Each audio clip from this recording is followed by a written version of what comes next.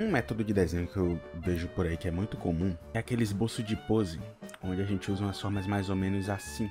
Um cubo aqui pro tórax, aquela cuequinha pro quadril, bolinha pro ombro, cilindro pro braço, bolinha pro cotovelo, cilindro pro antebraço também. E aqui a mão pode ser uma bolinha, pode ser um quadrado, por aí vai. Às vezes a gente tem uma bola aqui para indicar o movimento do quadril, né? E aí cilindro pra perna também. Enfim, esse modelo aqui que é bem comum de ser passado para muita gente, principalmente quem tá começando. E eu acho que esse método de desenho não é muito interessante por alguns motivos que meio que se acumulam quando você está desenhando. Eu queria passar aqui uma proposta diferente sobre como esboçar poses ou como abordar seu desenho de poses.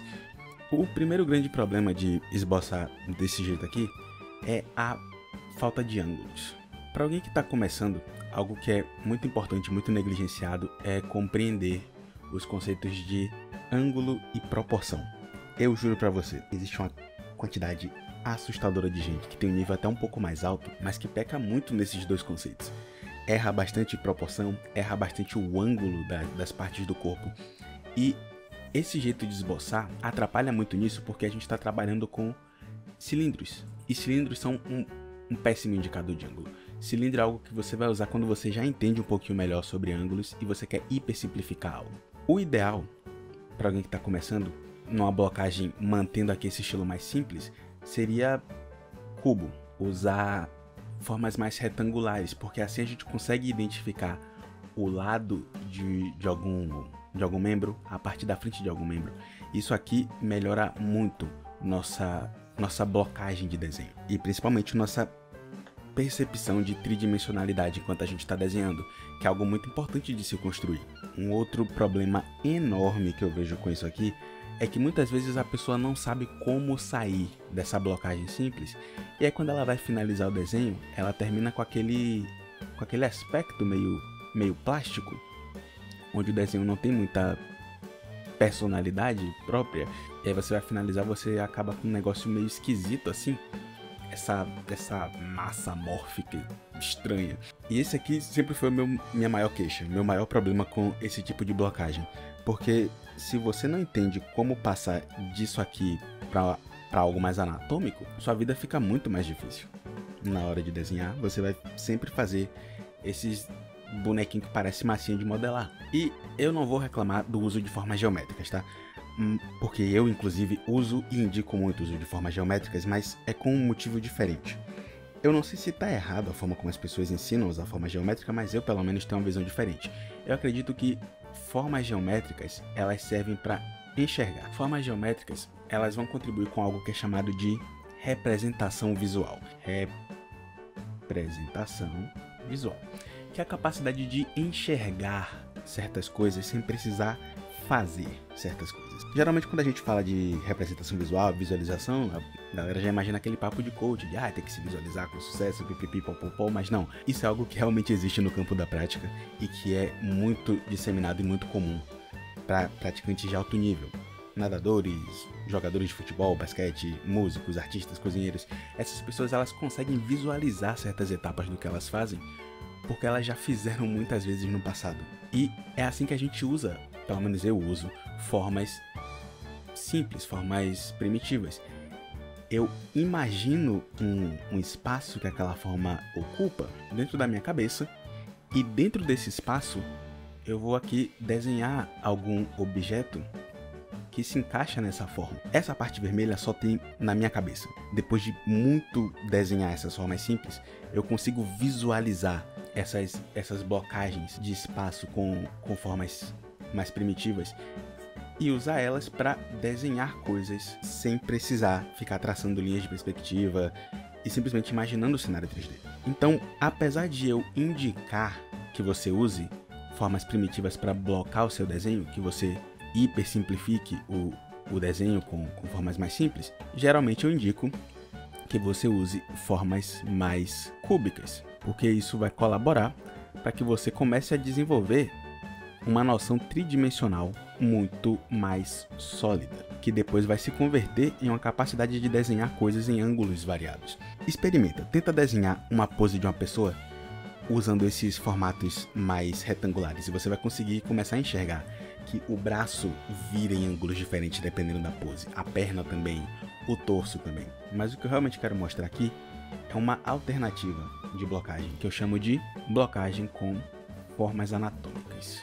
O que são blocagens com formas anatômicas? Eu acho que o termo é autoexplicativo. É quando a gente começa a desenhar já pensando na estrutura anatômica. É algo que parece difícil de começo, mas é bem fácil de se adaptar e é bem produtivo. Que é quando eu desenho já considerando certos aspectos da anatomia, porque isso facilita muito o meu trabalho na hora de finalizar. Primeiro que durante a criação eu já vou criando essas blocagens que vão ser fáceis de adaptar quando eu for adicionar a anatomia. E segundo que isso me ajuda a esboçar com formas bem mais orgânicas, que tem muito mais personalidade também. Eu uso formas anatômicas para tudo que eu desenho relacionado à figura humana, tá? As formas da cabeça são formas anatômicas, as mãos são formas anatômicas, todas as partes do corpo eu sempre estou trabalhando isso aqui, ó. Hipersimplificações do que seria o corpo humano, porque assim eu consigo já no esboço começar a trazer bastante personalidade para o meu desenho. E já consigo visualizar como é que seria a aparência dele quando ele estiver finalizado. Isso aqui parece difícil de começo, mas é literalmente só uma questão de observação. Deixa eu dar uma ajustada nisso aqui, eu não gostei dessa forma não. Se você pegar qualquer pose de um ser humano, você consegue identificar esses modelos de simplificação. Você consegue identificar que o ombro vai ter uma determinada aparência, que o bíceps e o tríceps vão ter também uma aparência específica, e que vai mudar dependendo de se é um corpo mais masculino ou feminino. Que aqui o antebraço ele vai ter também uma aparência um pouco mais característica, e essa aparência pode ser modificada em aspectos menores. Você pode fazer um antebraço mais fino, você pode fazer um antebraço mais parrudo, você pode aumentar o bíceps, você pode aumentar o tríceps, nossa, ficou feio, pode aumentar os ombros, isso tudo é manipulável. E quando você começa a observar esse tipo de simplificação, porque se você olhar bem, é uma simplificação bem tranquila de abordar, tá? Isso aqui, abordando no 3D é um pouquinho mais complicado, mas se você observar só a silhueta, só esses formatos básicos aqui, não é algo difícil de entender. E desenhar usando essas formas anatômicas é muito mais produtivo para o seu processo.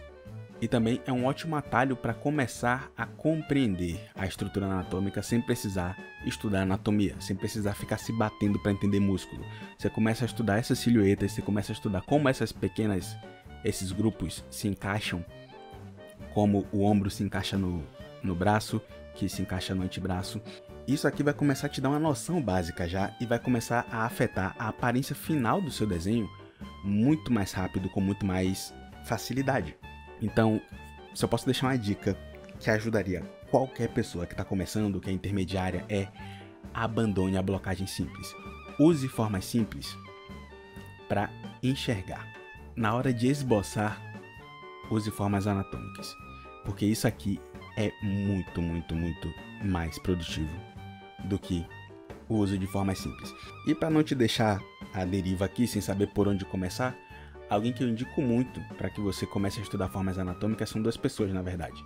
São o Tenten, ele foi uma das pessoas que moldou o meu estilo de desenho hoje. Muito das formas anatômicas que eu uso são meio que derivadas dele. A gente também tem referências parecidas, eu adoro estudar o Bridgman, ele também. E outra pessoa é a Tibi Choi. Ela tem menos referências de figura humana e as dela são um pouquinho mais complexas, que ela foca um pouquinho mais no aspecto anatômico, nos detalhes da anatomia, mas ainda assim ela tem ótimas simplificações.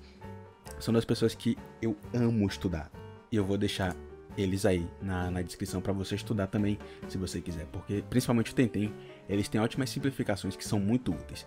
E quando você estiver estudando, tenta considerar sempre proporção. É que eu já tenho uma coisa que eu errei, esse braço está muito curto, aqui a região do bíceps e tríceps está muito curta. Prestar atenção na proporção é muito importante. Tem um vídeo aí no canal onde eu falo sobre proporção também. Então começa a trabalhar um pouquinho mais essas formas aqui. Formas mais características, formas que tem mais personalidade. Porque isso vai te ajudar muito a evoluir no desenho. tudo que envolve figura humana pode ser estudado com esse aspecto mais anatômico, que é muito mais produtivo.